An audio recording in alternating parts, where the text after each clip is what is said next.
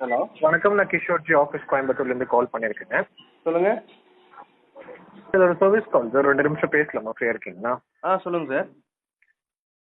இது ஒரு சர்வீஸ் காலுங்க. 2 நிமிஷம் பேசலாமா? ஃப்ரீயாக இருக்கீங்களா? சார் பேசுங்க சார். ஜியோலேருந்து தானே பேசுகிறேங்க. சொல்லுங்க சார். Yes sir.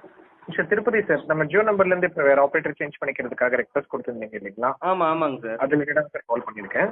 சொல்லுங்கள். நம்ம ஜியோ பயன்படுத்துறதுல உங்களுக்கு ஏதாவது சிரமம் இருக்குங்களா? ஆமாங்க, இந்தியா முழுசுமே சிரமம் தான் இருக்குது சார். மக்களுக்கு, இல்லாத மக்களுக்கு எல்லாருக்குமே சிரமம் தான். காசு இருக்கிறவங்களுக்கு கொண்டாட்டம், காசு இல்லாதவங்களுக்கு திண்டாட்டம். அங்கே வந்து ஜியோ கம்பெனி ஓனர் வந்து அம்பானி சார், அவர் கல்யாணத்துக்கு கோடி கணக்கில் 5000 கோடி 10,000 கோடி செலவு பண்ணிக்கிறாரு. அவர் பாட்டுக்கு விலையை ஏற்றிட்டாரு. சர்வீஸே ஒன்றும் போவராக இருக்குது. இன்டர்நெட் வேகம் இல்லை, ஒழுங்காக நெட்ஒர்க்கே கிடைக்க மாட்டேங்குது. இதெல்லாம் சரி பண்ணாமல் விலையை ஏற்றினா சாதாரண மக்கள் எப்படி யூஸ் பண்ணுவாங்க சொல்லுங்கள். சாரி சார், உங்கள் ஃப்ரஸ்ட்ரேஷன் புரியுது. ஃப்ரீயாக எதுக்கு கொடுத்தீங்க ஃபஸ்ட்டு? 2016 ஃப்ரீயாக நெட்ஒர்க் கொடுத்து எல்லாரையுமே வந்து கவர்ச்சி பண்ணீங்க. இப்போ எல்லாத்தையுமே விலை எல்லாம் ஊருக்கு முன்னே விலை ஏற்றுறீங்க. இதெல்லாம் ஏமாத்து வேலை தானே, இது பித்தலாட்டம் தானே இந்த மாதிரி பண்ணுறது. ஃப்ரீயாக கொடுத்து ஜனங்களை கவர் பண்ணி இப்போ ஊருக்கு முன்னாடி விலை ஏற்றுறது வந்து பித்தலாட்டம் தானே, இது ஏமாத்துறது தானே, பகல் கொள்ள தானே சார் இது. கேட்கறதுக்கு யாருமே இல்லையா? இல்லை, உங்களெல்லாம் கேட்கறதுக்கு ஜியோ கம்பெனி கேட்கறதுக்கு எவனுமே இல்லைன்னு நினச்சிட்டிங்களா எப்படி? நீங்கள் ஒரு ஒன்று தான் நெட்ஒர்க்கே இருக்குது இந்தியாவில், வேற எதுவுமே கிடையாது. எல்லா நெட்ஒர்க்கையும் ஒழிச்சிட்டிங்க. 10-15 நெட்ஒர்க் இருந்துச்சு. ஜியோக்காரன் வந்து நாட்டையே அந்த ஜியோ அந்த சிம்மு நெட்ஒர்க்கே ஒழிச்சிட்டாங்க எல்லாமே. இப்போ பாரத் அப்படின்னு சொல்லிட்டு அதில் வர்றது கொடை வேற, எல்லாத்துலேயும் நீங்கள் உள்ளே வர்றீங்க. எல்லாம் நீங்கள் ஃபிக்ஸ் பண்ணுறது தான் ரேட்டு. நீங்கள் ஃபிக்ஸ் பண்ணுற ரேட்டை தான் நாங்கள் யூஸ் பண்ணணும் ஜனங்க.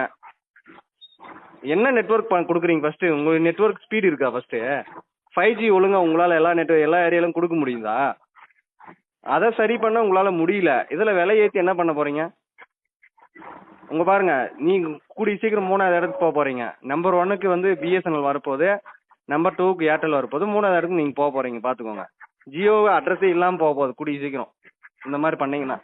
விலையை ஒழுங்காக குறைக்கலன்னா கண்டிப்பாக ட்ராய்க்கெல்லாம் நாங்கள் வந்து ரெக்வஸ்ட் வச்சு கம்பெனியும் மூட சொல்லுவோம். ஏன்னா 2016 ஃப்ரீயாக கொடுக்குறோம் நெட்ஒர்க், எல்லாமே ஃப்ரீ நெட்ஒர்க்குன்னு கொடுத்து ஜனங்களை ஏமாற்றி நீங்கள் வந்து ஜனங்களை சிம்மை வாங்க வச்சு விற்ற ஆளுங்க நீங்கள்.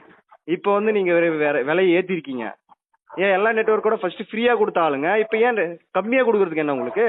ஃப்ரீயாக ஒன்றும் உங்களுக்கு கொடுக்க சொல்லல. இப்போ ரேட்டை கம்மியாக கொடுங்க. பிஎஸ்என்எலோட கம்மியாக கொடுக்கலாம்ல நீங்கள். எல்லாம் நம்பர் 1 இடத்துல நீங்கள் தானே இருக்கீங்க. இல்லை சார், நம்பர் 1 இடத்துல நீங்கள் தானே இருக்கீங்க. உங்களுக்கு வருமானம் பத்தலையா? அம்பானி சார் வந்து அங்கே உக்காந்து மும்பையில் ஆடம்பரமாக உலகத்தில் இருக்கிற எல்லாரையும் கூப்பிட்டு பார்ட்டி வைப்பார். இங்கே நாங்கள் வந்து ரீசார்ஜ் பண்ணி சாகணுமா? அவ்வளோ அமௌண்ட்டுக்கு ரீசார்ஜ் பண்ணி நாங்கள்லாம் கஷ்டப்பட்டு உழைக்கிறோம். எங்கள் காசு ரீசார்ஜ் பண்ணால் தான் நீங்கள் கோடீஸ்வரன் ஆக முடியும். அம்பானிக்கு வருமானம் வரும், இல்லைன்னா வருமா சொல்லுங்க?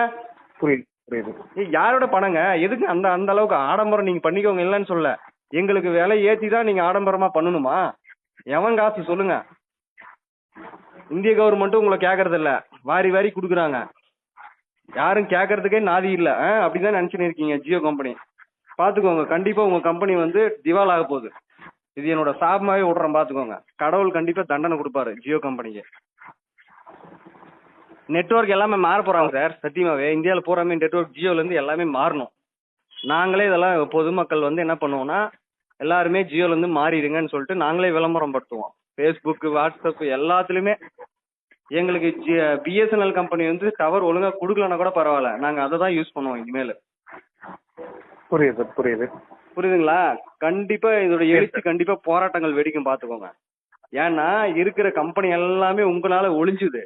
இப்போ வந்து நீங்கள் தான் ஒரே கம்பெனின்ற ஒரு இதை வந்து உருவாக்கணுன்றதுனால, மோனோபோலியை உருவாக்கணும், காம்படிஷனே இருக்கக்கூடாதுன்னு சொல்லிட்டு நீங்கள் இஷ்டத்துக்கு ஏற்றுறீங்க. யாரை கேட்டுங்க ஏற்றுறீங்க? ட்ராயை வந்து மதிக்கிறீங்களா சொல்லுங்க? எங்களுக்கு வந்து பழையபடி கொடுங்க. 100 ரூபாய்க்கு ரீசார்ஜ் பண்ணால் ஒரு நிமிஷத்துக்கு ஒரு செகண்டுக்கு 1 பைசா அந்த மாதிரி கட் ஆகிறது கொடுங்க. நாங்கள் ஏன் ஃபிக்ஸ்டாக ஒரு அமௌண்ட் ரீசார்ஜ் பண்ணணும்? எங்கள் விருப்பம். நாங்கள் மொத்தத்தில் 100 ரூபாய்க்கு ரீசார்ஜ் பண்ணுறோமோ அதுக்குண்டானது மட்டும் நாங்கள் கால் பேசிக்கிறோம். எங்களுக்கு ஃப்ரீ காலே வேணாம், ஃப்ரீ நெட்ஒர்க்கே வேணாம். நாங்கள் காசு போட்டு நெட் யூஸ் பண்ணிக்கிறோம், காசு போட்டு பேசிக்கிறோம். இந்த ஃப்ரீயே வேணாம். யாருங்க இந்த பிளான்லாம் கொண்டு வந்தது? ஜியோக்காரங்க தான் இதெல்லாம் கொண்டு வந்தது. இந்தியாவில் ஒழிச்சிட்டிங்க எல்லாத்தையுமே. சரிங்களா? சொல்லுங்க, என்ன சொல்ல வரீங்க சொல்லுங்க. இந்த ஃபீட்பேக் அம்பானி சாருக்கு அனுப்புங்க. இந்த ஃபீட்பேக்கை வந்து அம்பானி சாருக்கு அனுப்புங்க.